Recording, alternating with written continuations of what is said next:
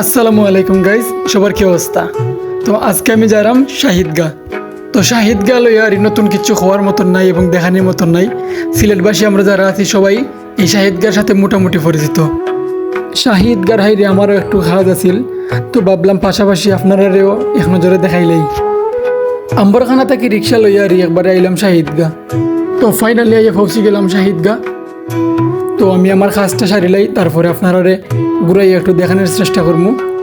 একটু ধৈর্য ধরিয়া সাথে থাকবেন। A few moments later.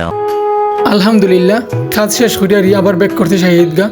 Hazrat Shahjalal রাদিয়াল্লাহু আনহুর এই শহরের বুকে দাঁড়িয়ে থাকা শাহিদগা শুধু একটি প্রার্থনার জায়গা নয়, এই জন্য ইতিহাস আর বিশ্বাসের সাক্ষী হয়ে থাকা এক নিঃশব্দ মিনার।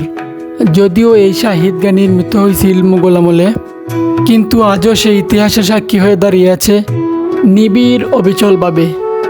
সত্যি কথা কইতে গেলে ইট পাথরের এই শহরের গল্পে শাহিদগা যেন এক পুরনো কবিতা, বারবার পড়লেও যেন হৃদয় নতুন করি বাজে। ভ্রমণ করা শুধুমাত্র জায়গা দেখা নাই, অনুভব করাও।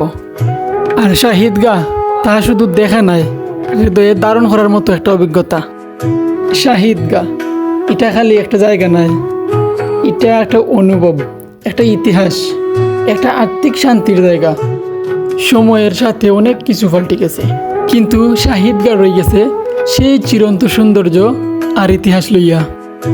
শাহিদগা লইয়া কোনো কিচ্ছু খবর নাই, তারপরে অনেক কিছু কইলেছি। ধন্যবাদ ধৈর্য ধরিয়া আমার ভিডিওটা দেখার লাগি। দেখা হইব আগামী কোনো ভিডিওত। সবাই ভালো থাকবেন। আল্লাহ হাফেজ।